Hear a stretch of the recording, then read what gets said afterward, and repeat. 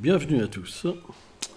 Aujourd'hui, nous allons faire une lecture du Śrīmad Bhagavatam, deuxième chant, troisième chapitre, verset 18. Om Namo Bhagavate Vasudevaya.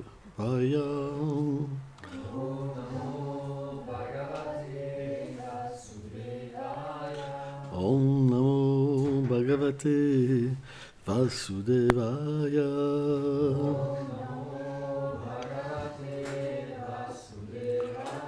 Om Namo Bhagavate Vasudevaya.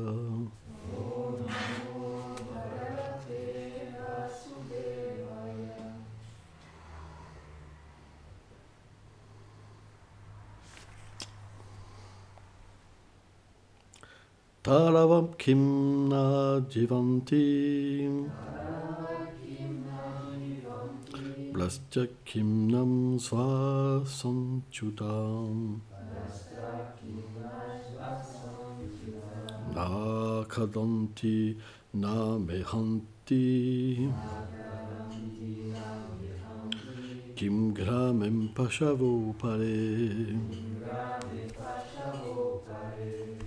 Tarava kim na jivanti Basram kim nam swasham chutam Na kadanti na mehanti Kim grame pashavo pare. Traduction. Les arbres ne vivent-ils pas? Le soufflet du forgeron ne respire-t-il pas? Les animaux du village et les hommes semblables aux animaux ne mangent-ils pas et ne s'accouplent-ils pas? Commentaire. L'arbre vit bien plus longtemps qu'un être humain, mais l'âme qui est incarnée dans un corps d'arbre a une conscience peu évoluée.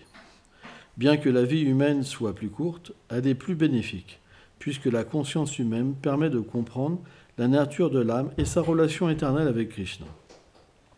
Bien que le soufflet d'un forgeron puisse respirer bien plus fort qu'un homme, il est dépourvu de vie et ne peut manger. Les animaux mangent et peuvent également s'accoupler. Ils peuvent même manger plus que les humains. L'animal vit par instinct. Il mange, se reproduit, se repose et se défend. Mais sa conscience ne lui permet pas de comprendre sa nature en tant que l'âme et son lien avec Dieu. Or, parfois, à cause de ses actes passés, un humain peut avoir une conscience très proche de l'animal et ne pas pouvoir comprendre sa nature spirituelle.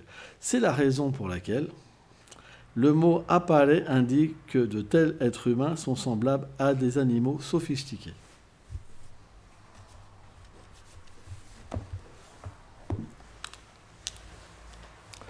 Omagana Timilam Dasya Kam Jalam Shalakaya Shakshurum Meditam Jena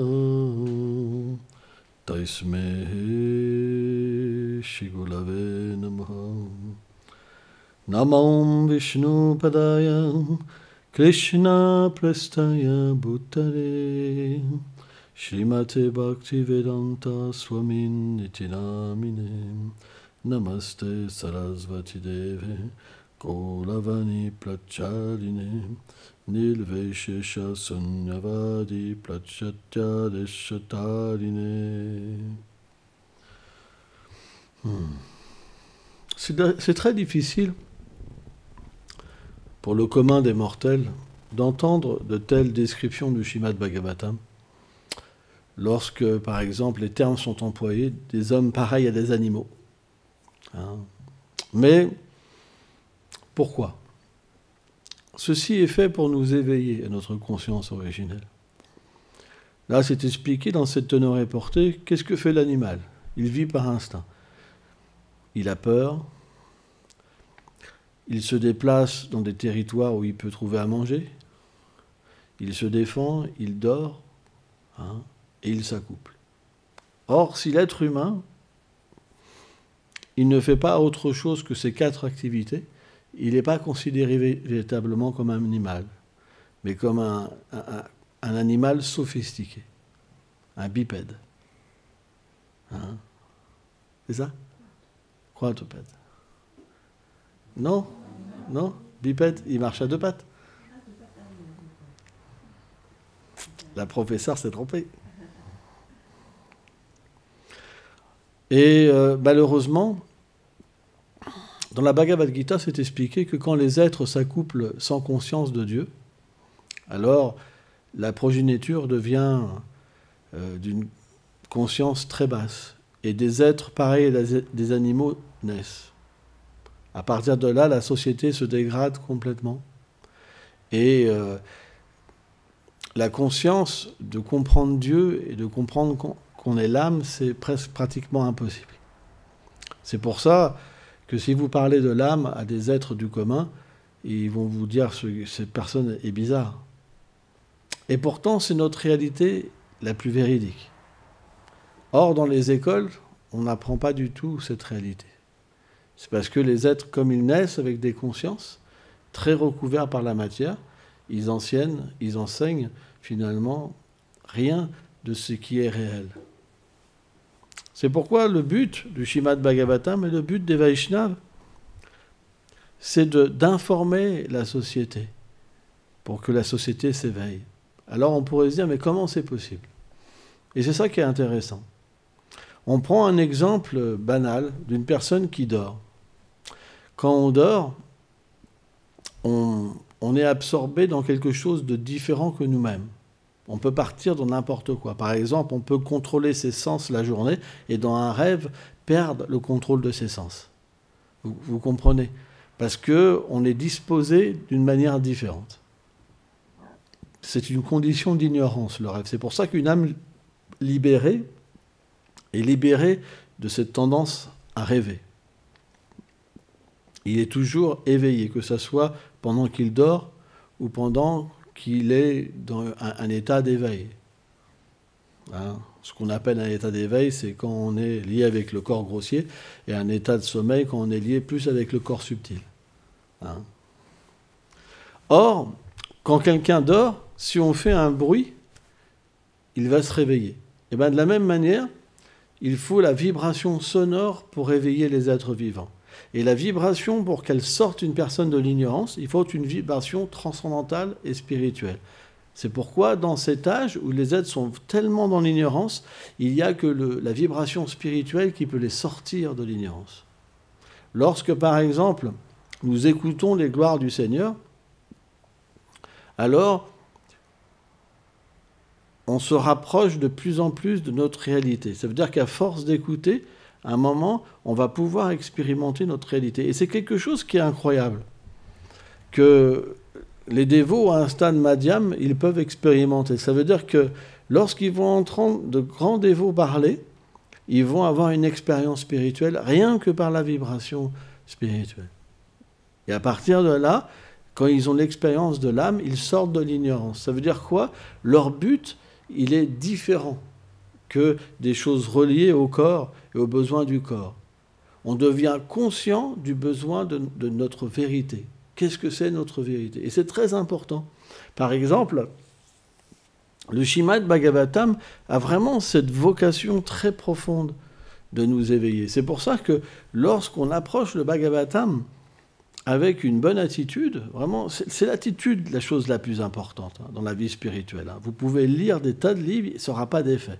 Mais si votre attitude et surtout votre désir de vous associer avec Krishna, avec Srimati Radharani est fort et vous associer avec les dévots, si vous vraiment vous prenez refuge dans la miséricorde et que vous lisez le Bhagavatam, vous avez une expérience qui devient extraordinaire. Elle est même très difficile à comprendre parce que vous pouvez carrément recevoir les divertissements les plus intimes de Radha et Krishna vous être révélés dans le cœur. Le Bhagavatam, c'est une forme cachée des sentiments de Radha et Krishna. Mais ça, ce n'est possible que si vous êtes dépossédé d'ambition matérielle. Si vous êtes encore au niveau où vous voulez attirer les hommes et les femmes, avec vos qualités matérielles, alors vous ne pourrez jamais rentrer en contact avec le Bhagavatam. Ce n'est pas possible. C'est pour ça qu'il faut une certaine purification. La base, c'est que tout ce que vous avez appartient à Krishna. L'âme appartient à Krishna. C'est une énergie Krishna. Vos qualités, elles ne vous appartiennent pas. Votre intelligence, elle ne vous appartient pas. On pense qu'elle nous appartient parce que l'énergie matérielle nous influence et nous fait penser qu'on est coupé du Seigneur suprême et qu'on est l'origine de tout. Mais lorsque la bonne attitude se manifeste dans notre vie de tous les jours et qu'on essaie du mieux possible de servir le Seigneur suprême dans le cœur de tous les êtres, à ce moment-là, on va pouvoir avoir cette disposition intérieure de pouvoir entrer en contact avec lui d'une manière plus forte encore quand on va véritablement se plonger dans la méditation. Et tant qu'on n'a pas cette expérience due à notre attitude, c'est difficile parce qu'on entend parler de quelque chose qu'on ne peut pas réaliser. Mais c'est pas parce qu'on entend parler qu'on ne réalise pas que c'est dépourvu, d'effet. La preuve, c'est qu'aujourd'hui, si vous êtes là, c'est parce qu'il y a un effet. Pourquoi des milliards de personnes n'ont pas renoncé à la vie matérielle, au plaisir des sens, à leur satisfaction de tous les jours, leur petit bonheur, leur petit choix? C'est pourquoi l'effet est là. Mais l'effet peut être encore plus fort si notre attitude est plus profonde. Ainsi, le but de la Vedi Bhakti, de la pratique spirituelle, c'est de faire la même chose, mais avec plus de profondeur. Par exemple, quelqu'un qui est influencé par la passion, il n'aime jamais faire les mêmes choses. Mais ce n'est pas un bon symptôme. Parce qu'un Vaishnava, c'est pas qu'il fait quelque chose sans vie intérieure. C'est jamais pareil. Bon, un Vaishnava, sa vie intérieure, sa réalisation, ses sentiments d'amour, ils sont jamais pareils. Mais il fait la même chose. Ça veut dire quoi? Ça veut dire qu'il y a un acte qui est fait à l'extérieur, par exemple, de prendre un livre ou de manipuler quelque chose pour le plaisir du Seigneur, mais sa vérité intérieure, elle va manifester un sentiment particulier qui est toujours nouveau. Pourquoi? Parce que finalement, le Seigneur, même si on pouvait le percevoir tous les jours, on le percevrait toujours d'une manière plus merveilleuse et toujours plus belle. C'est pourquoi, quand on fait la même chose tous les jours, on peut s'habituer à faire des gestes, mais à méditer aussi profondément, intérieurement. C'est pourquoi ceux qui sont situés dans la vertu, ils aiment faire la même chose. Parce qu'ils peuvent avoir une vie intérieure plus facile. Imaginons si tous les jours vous apprenez un nouveau métier. Je vous donne un truc extrême. Où est la vie intérieure? Vous devez vous concentrer sur tous les trucs, vous comprenez? Donc vous n'avez pas de vie intérieure. C'est pour ça que les matérialistes n'ont pas de vie intérieure. Parce que la passion, il faut toujours quelque chose de différent, etc., etc. Ou alors, si ça ne les branche pas, ils sont désagréables et juste frustrés parce qu'ils n'ont pas de goût avec l'activité. Mais dans la vertu, c'est complètement différent. Parce qu'on fait les mêmes activités, mais elles nous apportent un bonheur toujours plus grand, parce qu'elle est faite pour le Seigneur suprême. Et comme on connaît bien l'activité, on peut avoir une méditation intérieure plus grande encore. Et c'est logique, vous comprenez le principe.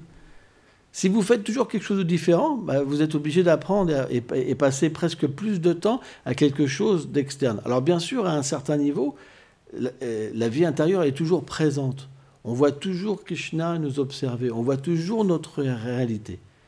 Mais si on fait quelque chose, en fait, où tous les jours on fait la même chose, naturellement, ça sera plus facile pour poser nos sentiments. Et c'est pour ça que quand on vient, par exemple, au Mangala Arati, on devrait avoir une conscience particulière. Pourquoi je viens? Quel est le but, en fait, de cette cérémonie? Parce que dans le monde spirituel, le réveil de Krishna existe, le réveil de Radha et Krishna existe. Donc, on assiste à cette scène Et on devrait avoir notre rôle dans cette scène. Et notre rôle que nous donnent nos acharyas, c'est de chanter pour éveiller Radha et Krishna. Donc il faut bien chanter, il faut bien danser. Parce qu'à ce moment-là, on participe dans leur monde. Et ce qui est vraiment incroyable, c'est qu'un jour, on aura l'expérience. Et ça, c'est une fois que vous le faites avec conscience, avec amour, c'est très facile d'avoir l'expérience. Si vous n'avez pas d'expérience, c'est parce que vous n'êtes pas plongé dans la conscience. Et une fois l'expérience, quand elle est là, vous sentez votre forme éternelle, vous sentez des amis éternels, vous sentez l'atmosphère de Vrindavan. Et vous pouvez vivre un moment, mais qui est fabuleux. Et là, la danse, elle prend sa substance, parce que vous voyez que tous dans la salle participent à cette réalité. Parce que quand vous la voyez en vous, vous la voyez en les autres. Vous comprenez que c'est la même chose pour les autres. Vous devez vous concentrer. Vous devez comprendre ce que vous faites. Ça sert à quoi sans ça? L'animal ne peut pas comprendre. Alors bien sûr, c'est supérieur, parce qu'on est là en train d'essayer d'être des dévots. Mais l'animal, il ne peut pas comprendre sa nature éternelle encore. Donc il y a encore cette condition qui nous empêche de nous libérer. Et ça, c'est possible par l'attitude. Il faut tous les jours essayer de mettre plus de conscience. On a parlé ça 100 fois, 1000 fois, mais qui a fait ça? Vous comprenez? Donc, si vous voulez ne pas avancer dans cette vie et revenir encore et encore, continuez. Il n'y a pas de problème. Et si on vous dit ça, ça ne fait pas d'effet, c'est qu'il y a vraiment un problème. Par exemple, l'animal, si vous lui parlez, il ne comprend rien. Rien. Vous comprenez? Oh mon toutou, mais il est là, mais qu'est-ce qu'il comprend? Il a une conscience de chien, il ne peut pas comprendre. Il comprend à un certain niveau les choses.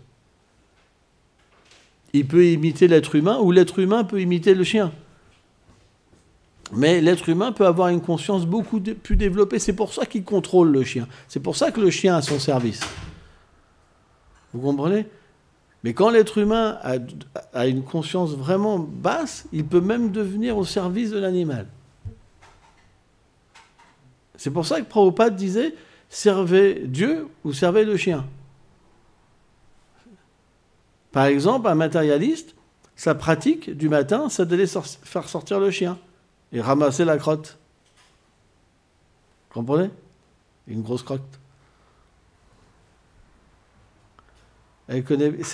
C'est toi qui ramassais les... Kamala Manjari, quand elle était plus jeune, elle allait... je ne sais plus, un membre de sa famille, il avait un gros chien, et quand il faisait des gros caca, il devait ramasser. Je ne sais plus si c'est toi. Un petit chien. Ben ça, c'est le service au chien. Ça veut dire que, comme il n'y a pas de pratique spirituelle, Dieu n'existe pas, il faut trouver quelque chose à faire, parce qu'on est obligé de servir. La nature de l'âme, c'est de servir. Donc, si vous ne servez pas Dieu, vous servez le chien. Vous comprenez? Mais la différence, c'est quand vous servez Dieu, votre conscience originelle peut revenir. Alors que quand vous servez le chien, vous pouvez avoir une conscience comme l'animal, mais pas plus. L'animal ne pourra pas vous libérer. Mais vous pouvez devenir plus conditionné par l'ignorance. C'est pour ça qu'on doit faire attention avec ce qu'on fait dans notre vie.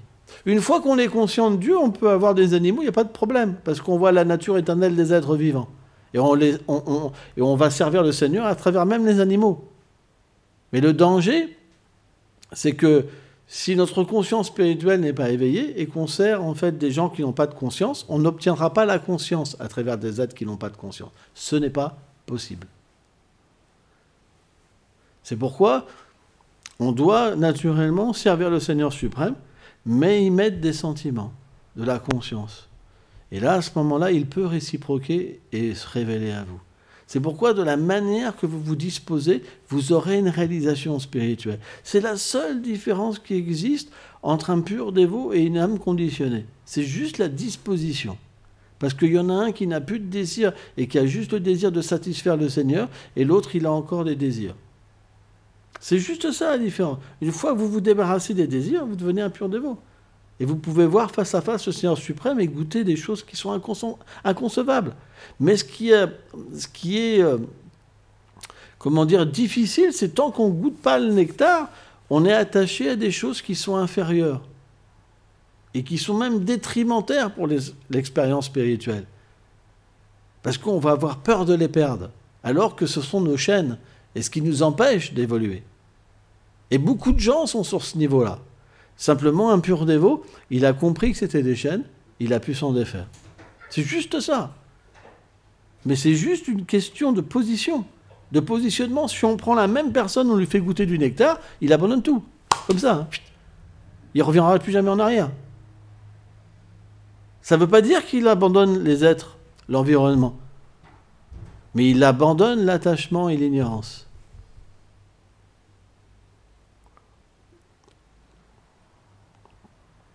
C'est pourquoi le Bhagavatam, il est extrêmement difficile à comprendre pour des êtres qui sont vraiment dans l'ignorance. Mais c'est le seul livre qui est complètement dépourvu d'ignorance, de passion et de vertu matérielle. C'est ce que dit dès le début, en fait, Srila Vyasadeva. Donc on doit naturellement le distribuer, c'est quelque chose qui est important. Et vous devez l'étudier. C'est très important, l'étude du Bhagavatam. Quand vous chantez vos tours, vous pouvez méditer sur le Bhagavatam, sur des versets du Bhagavatam. Vous allez voir, votre chant, il va se transformer. Moi, je me rappelle, mes précepteurs disaient, le chant, c'est comme un jardin, le Bhagavatam, c'est comme les graines, et le Mahamantra, c'est comme l'eau. Il faut les sentiments, il faut la connaissance, et il faut la miséricorde. C'est très important. Merci beaucoup.